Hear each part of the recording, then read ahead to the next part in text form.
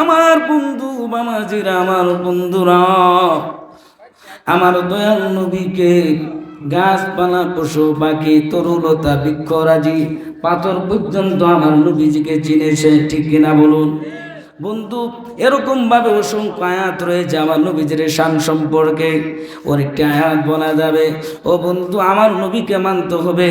আল্লাহ রাব্বুল আলামিন বলেন, ওয়া মাইয়ুতিল্লাহা রাসূলাহু ইউদখিলহু জান্নাতিন তাজরি মিন তাহতিহাল আনহার খালিদিনা ফিহা। জোরে জোরে বলেন আল্লাহু আকবার। যারা আল্লাহ এবং রাসূলের আনুগত্য করে, কার? আল্লাহ এবং রাসূলের আনুগত্য করে রে বাবা, যারা আমার নবীজির অনুসরণ করে, আমার নবীকে যারা মহব্বত করে, আমার নবীকে যারা ভালোবাসে, আল্লাহ রাব্বুল আলামিন বলেন তাদের জন্য রয়েছে জান্নাত, এবং সেখানে প্রবাহিত ঝর্ণা থাকবে, এবং চিরকাল সেই জান্নাতের মধ্যে থাকবে। জোরে জোরে বলা যাবে কি আল্লাহু আকবার। ও বন্ধু, গভীর মনোযোগ। আল্লাহর প্রিয় নবীজির হাত মুবারকের পরশ পেয়ে পাথর পর্যন্ত তাসবিহ পাঠ করে সুবহানাল্লাহ বলেন। বন্ধু আমার, গভীর মনোযোগ, হাদিসের ঘটনা বলতেছি। আল্লাহর প্রিয় নবীজি সাল্লাল্লাহু আলাইহি ওয়াসাল্লাম মদিনা শরীফের মধ্যে তিনি বসে রয়েছেন। মদিনা শরীফে মসজিদের নববীর মধ্যে তিনি বসে রয়েছেন। এমন মুহূর্তে হযরত আবু বকর সিদ্দিক রাদিয়াল্লাহু তাআলা আনহু আমার নবীজির কাছে আসলেন। আমার নবীকে সালাম দিয়ে তিনি বসে পড়লেন। একটু পরে হযরত ওমর রাদিয়াল্লাহু তাআলা আনহু আসলেন। ওমর রাদিয়াল্লাহু তাআলা আনহু এসে আমার নবীকে সালাম দিয়ে তিনি বসে পড়লেন। আর একটু পরে হযরতে উসমান রাদিয়াল্লাহু তাআলা আনহু আসলেন। উসমান রাদিয়াল্লাহু তাআলা আনহু এসে সালাম দিয়ে তিনিও বসে পড়লেন। আর একটু পরে হযরত আলী রাদিয়াল্লাহু তাআলা আনহু আসলেন। আলী রাদিয়াল্লাহু তাআলা আনহু এসে আমার নবীকে সালাম দিয়ে তিনিও বসে পড়লেন। একটু পরে আল্লাহর প্রিয় নবীজির সম্মুখে কতগুলি পাথর দেখা যায় রে বাবা। ওই পাথরগুলি আমার নবীজি হাত মুবারকের মধ্যে নিলেন। হাত মুবারকে নিয়ে আল্লাহর প্রিয় নবীজি সাল্লাল্লাহু আলাইহি ওয়াসাল্লাম একটা থলির মধ্যে ঢুকাইলেন। থলিটা হযরতে আবু বকর সিদ্দিক রাদিয়াল্লাহু তাআলা আনহুর কাছে যখন দিলেন, দিতে দেরি হয়েছে। পাথরগুলি কোন কোন শব্দ আওয়াজ করতে দেরি হয়েছে না? জোরে জোরে বলা যাবে কি আল্লাহু আকবার। পাথরগুলি শব্দ শুরু করে দিয়েছেন, গুনগুন করে আওয়াজ করতেছে। হযরতে আবু বকর সিদ্দিক রাদিয়াল্লাহু তাআলা আনহু যখন তিনি পাথরের থলিটা হযরত ওমর রাদিয়াল্লাহু তাআলা আনহুর কাছে দিলেন, ওমর রাদিয়াল্লাহু তাআলা আনহুর কাছে যাওয়ার সাথে সাথে পাথরের গুনগুন শব্দ বন্ধ হয়ে গেল। হযরত ওমর রাদিয়াল্লাহু তাআলা আনহু যখন পাথরের থলিটা হযরত উসমান রাদিয়াল্লাহু তাআলা আনহুর কাছে দিলেন, দিতে দেরি হয়েছে। সাথে সাথে পাথরের আওয়াজ গুনগুন করে শব্দ আরো বেড়ে গেল। জোরে জোরে বলেন সুবহানাল্লাহ, বলেন আল্লাহু আকবার, বলেন ইয়া রাসূলুল্লাহ, বলেন ধন্য গো রাসূল আপনাকে পেয়ে, বলেন ধন্য গো রাসূল আপনাকে পেয়ে, আমি আরো বেশি ধন্য আপনার উম্মত হয়ে, আরো বেশি ধন্য আপনার উম্মত হয়ে। ইয়া রাসূলুল্লাহ, ইয়া হাবিবাল্লাহ, বলেন ইয়া রাসূলুল্লাহ, ইয়া হাবিবাল্লাহ, আমি সব নিয়ামত পেয়েছি আপনারই সদকায়, তাই তো আমি আল্লাহর পরে আপনার গুণ গাই, আপনার গুণ গাই, ঠিক না বলুন? আমি সব নিয়ামত পেয়েছি কার সদকায়, কার উসিলায়? আমার নবীজির উসিলায় সব কিছু পেয়েছি, আমার দয়াল নবীজির উসিলায়। জোরে জোরে বলেন সুবহানাল্লাহ।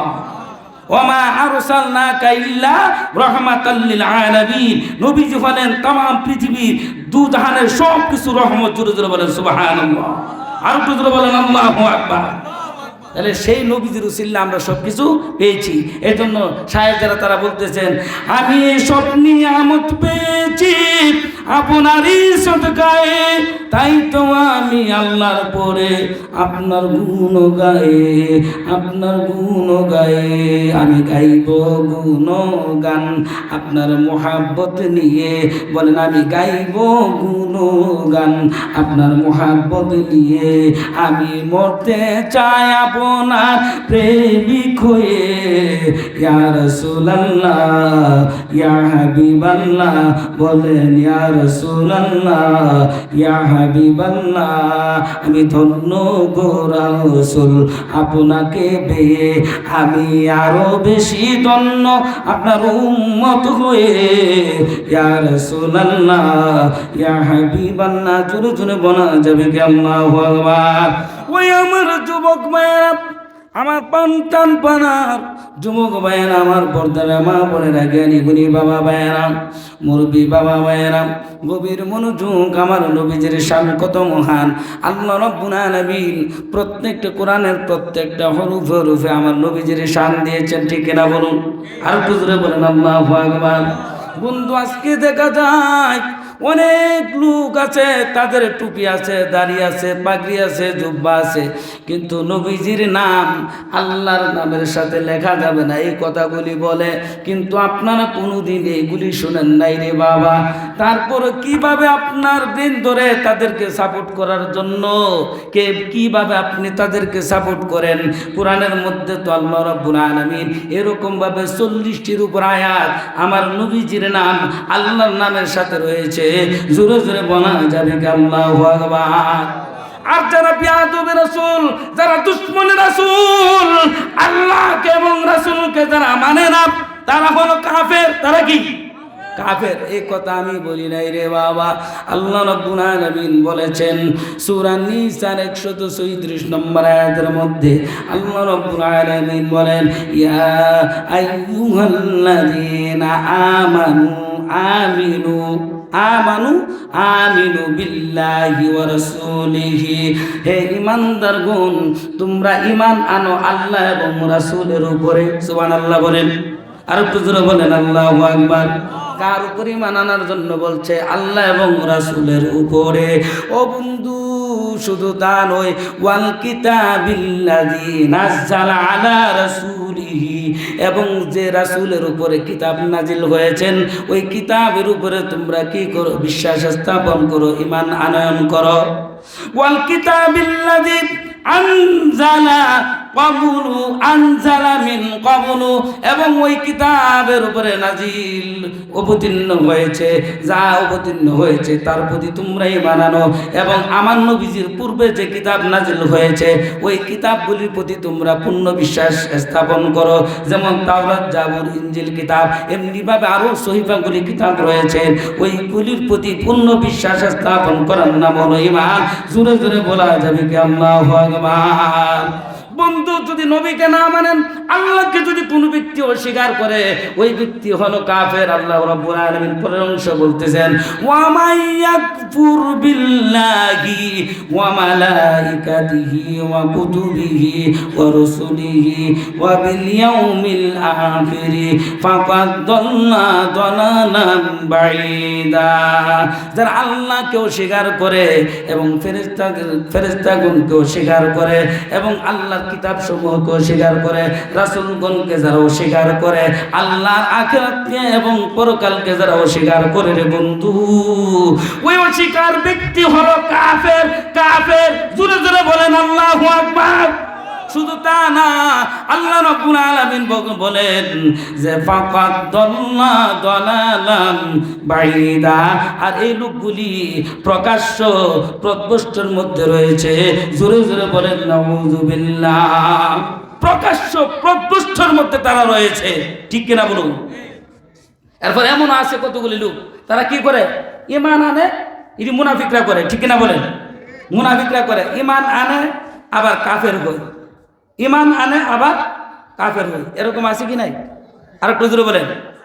এরকম লোক আছে। এই সম্পর্কে আল্লাহ রাব্বুল আলামিন বলেন, ইন্নাল্লাযীনা আমানু সুম্মা কাফারু সুম্মা আমানু সুম্মা কাফারু সুম্মা যাদাদু কুফরান লাম ইয়াকুনিল্লাহু লিয়াগফিরা লাহুম ওয়ালা লিয়াহদিয়াহুম সাবিলা।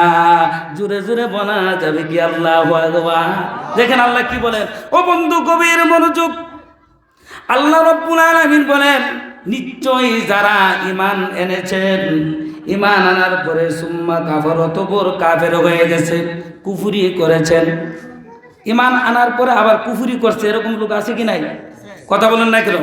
আপনি পরিপূর্ণ ঈমান আনছেন, এখন নবীজির শানে যদি কোনো ব্যক্তি যদি বিয়াদবি করে তাহলে তার ঈমান আছে না ঈমান চলে গেছে? ঈমান চলে গেছে। এই জন্য সুম্মা কাফারু, ঈমান আনার পরে কাফের হয়ে গেছে।